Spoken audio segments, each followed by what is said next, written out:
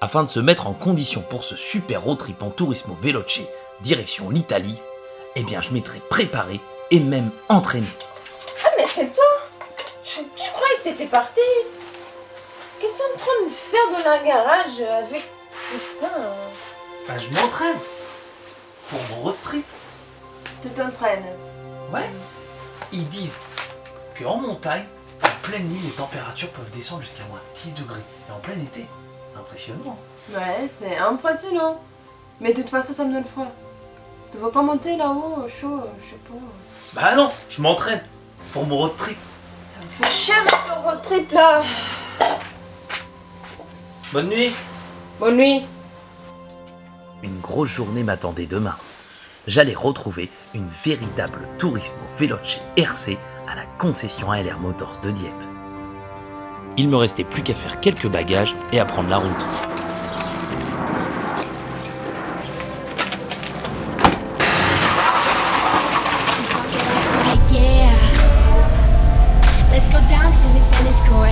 Sauf que j'avais pas prévu ça.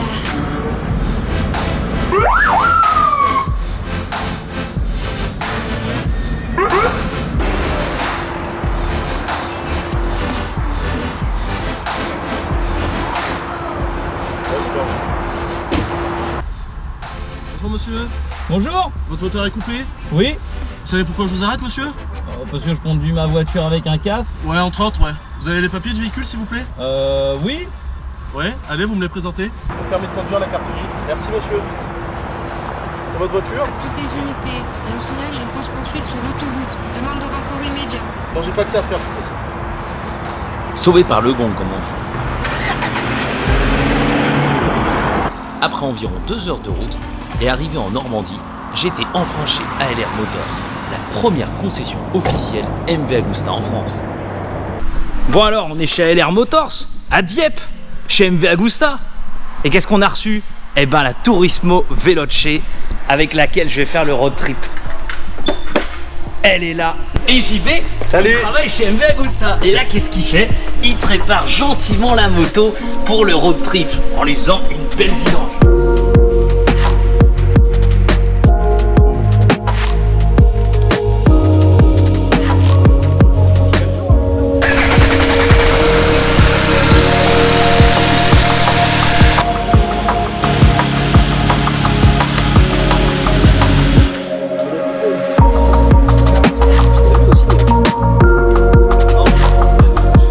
Comment je m'organise? Alors un truc tout bête, donc j'ai le dry-by 350, j'ai le dry-by 600, donc 35 et 60 litres. Dans le premier, le 600, ça va être tout ce qui est matériel de camping. Donc moi je prends une tente, donc Arpenas 2, donc c'est une tente de place, mais réellement, réellement tu mets qu'une seule personne avec les bagages.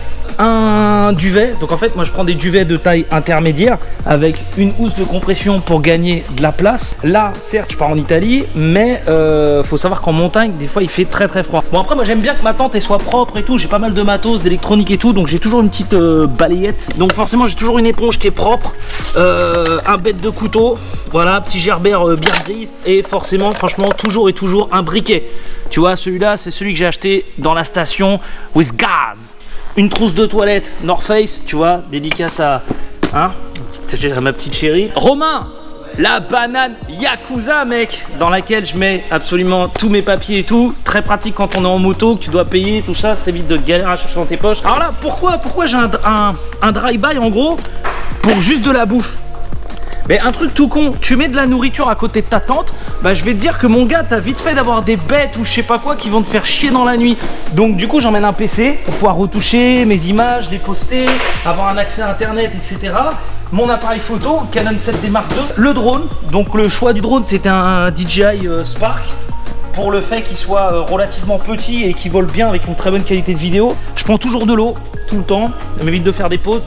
Des petits trucs à bouffer, donc tu vois des salades, des trucs pratiques, des barres de céréales, des danettes pour le dessert mec. Et puis voilà, là-dedans il y a encore plein de bordel mais on va pas faire la présentation.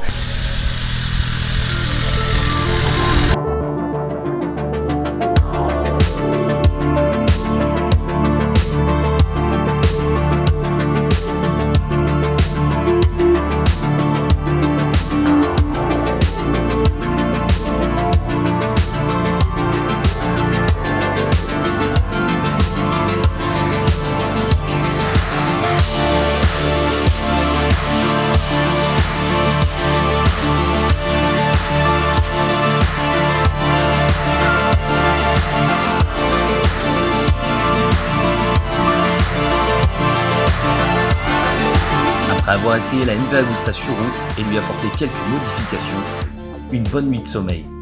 Le lendemain, c'était le départ, direction Genève, pour cette première étape.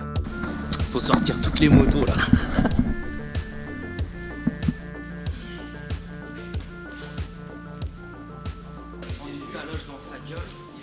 Oh là là là là. Putain, ça craint rien.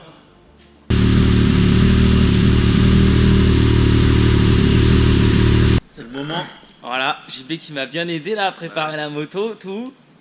Et le père Romain qui s'est occupé de tout. Donc voilà. Voilà les parties ou quoi? Allez, c'est parti, direction le Morvan. Le Morvan mec.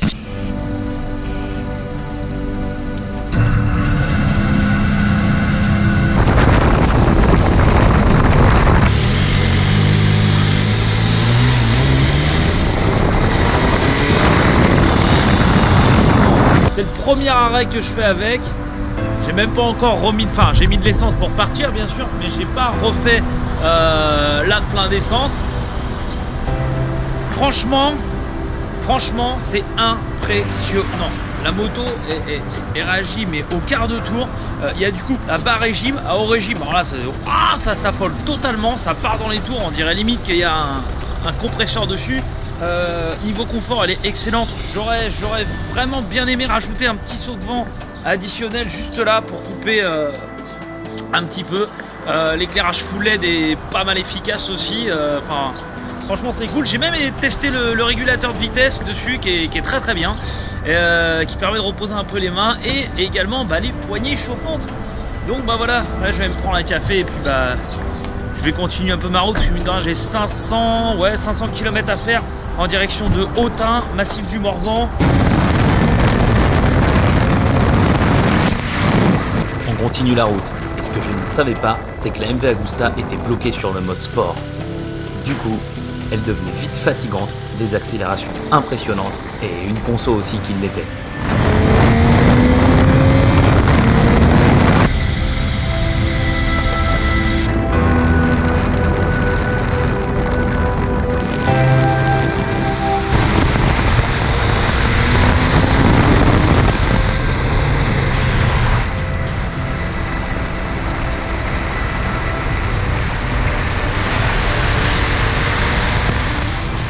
Arrivé le soir, je suis épuisé et il va falloir régler ce problème de mode sport et pouvoir le passer en mode touring.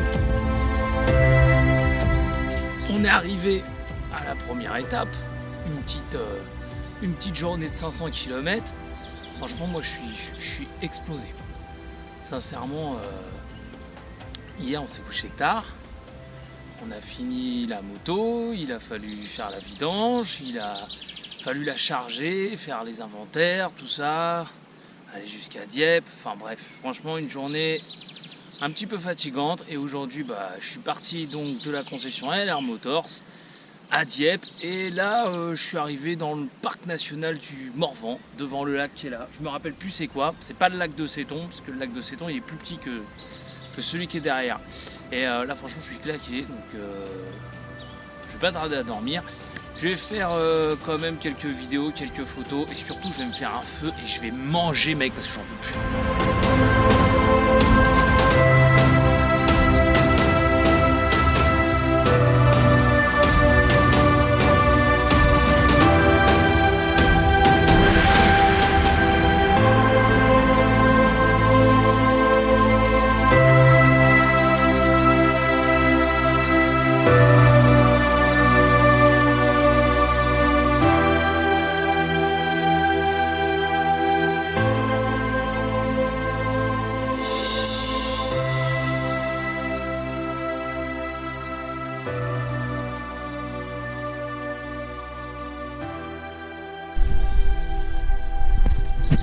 Un mini brochet.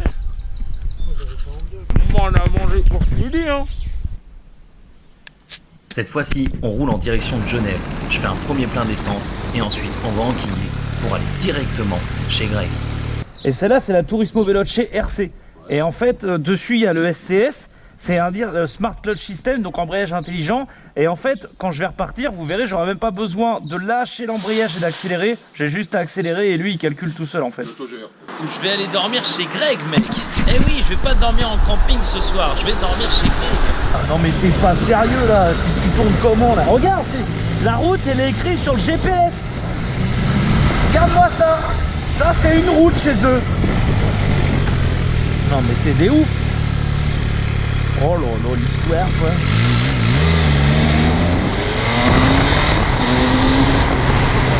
Mais c'est... Attends, c'est la route ou quoi là? Oh l'histoire... Ah ouais. La voilà la route. Voilà, c'est bon, c'est bon. Là on est sur la route.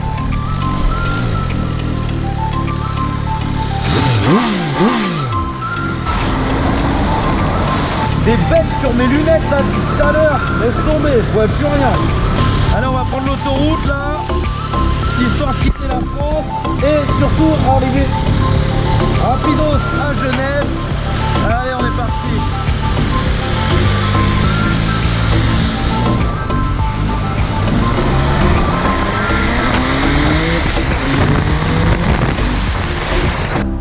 Yeah, you welcome Armand.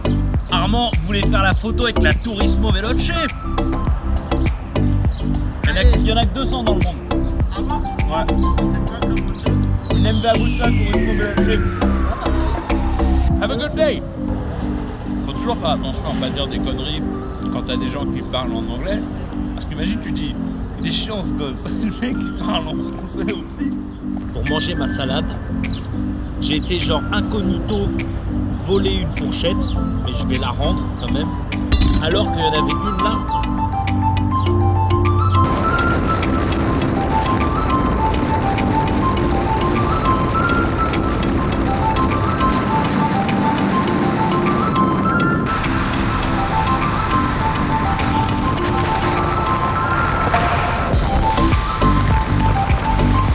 Ah ça va, j'ai pas perdu mon ticket de péage. Parce que des fois je le perds.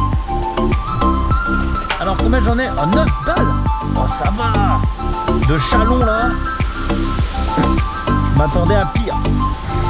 On va arriver à Gex. Chez Greg maintenant. Greg l'ours. L'ours de Gex. Et moi faut que je mette de l'essence.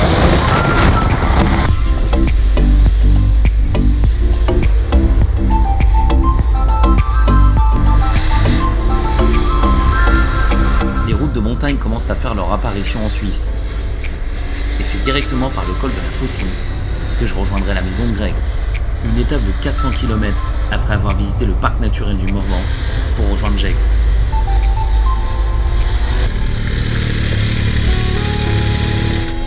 She left her home to find where she belongs.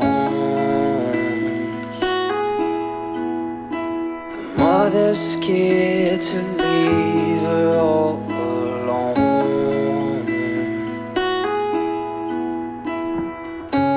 But she got time and she knows what to figure out.